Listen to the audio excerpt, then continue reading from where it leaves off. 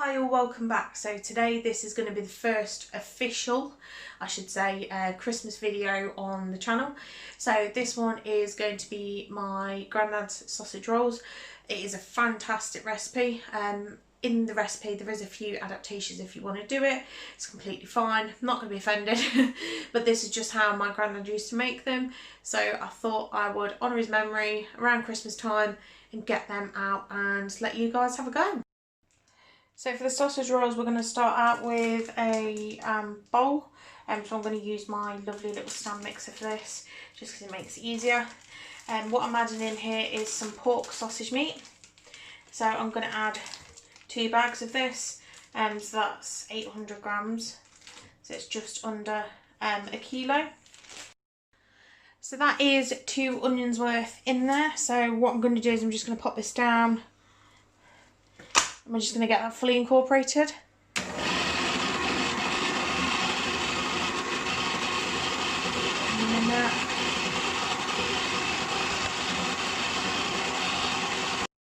So what we're going to do is we're just going to, let me move this out, move that out of the way, stay there. We're going to add some salt and some pepper, so get a good amount of salt in. We'll get some cracked pepper as well.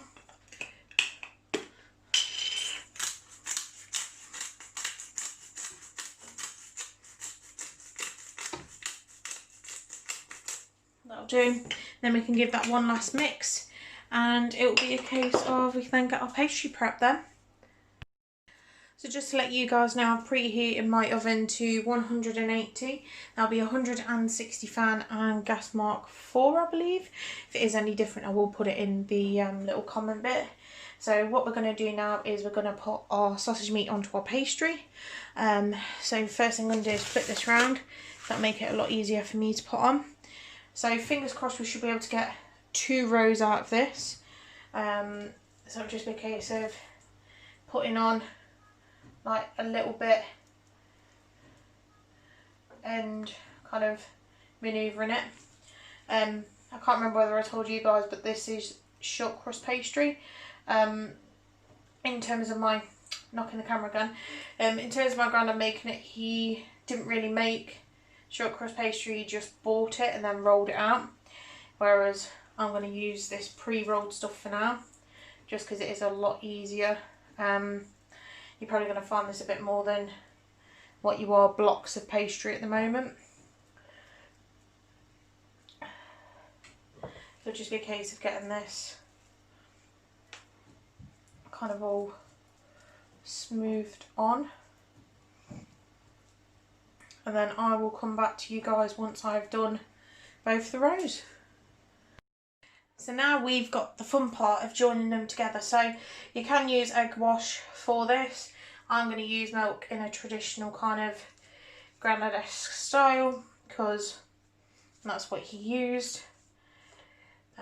So we're just going to go down all the exposed sides of the pastry, just with a pastry brush, just to make sure that it all kind of sticks together.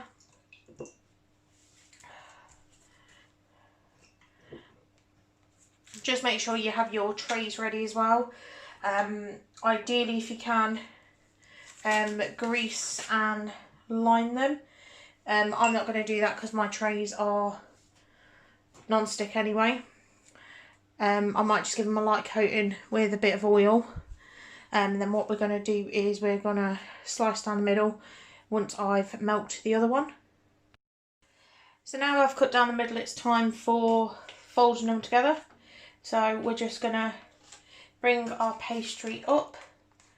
It's a good idea that you've got the baking paper there. So we're just going to go along and crimp it. I'm also going to do this end as well. Come on. There we go. Kind of unstick it while you're there. Normally you would use flour on a surface, but because I've got the baking paper here, it's a lot easier. So we'll just get this pressed. yeah, with short crust pastry it is a lot more forgiving than if you use puff pastry or anything else, just because it moulds together a lot easier. You want to kind of squish as much of the air out as you can. That'll just cause them to pop in the oven. So that's one side. Just going to come around the other side. If you don't see quite, guys, I'm sorry. It's the way I work. So bring that together, and then we're going to stretch and push. If you do have a bit of sausage meat that leaks out, don't worry too much. Just push that back in and just seal it.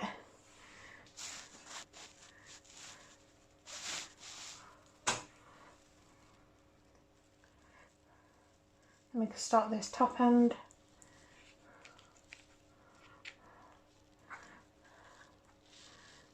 And then we're just going to get these kind of cut into mini ones. You can do bigger ones if you want, but I'm going to use smaller ones. So I'll come back to you guys once that's done. So now we've got both lots on the tray. There is a few spare, so I'm going to put them on one of these trays when they come out. So we're just going to get them dusted off with milk again.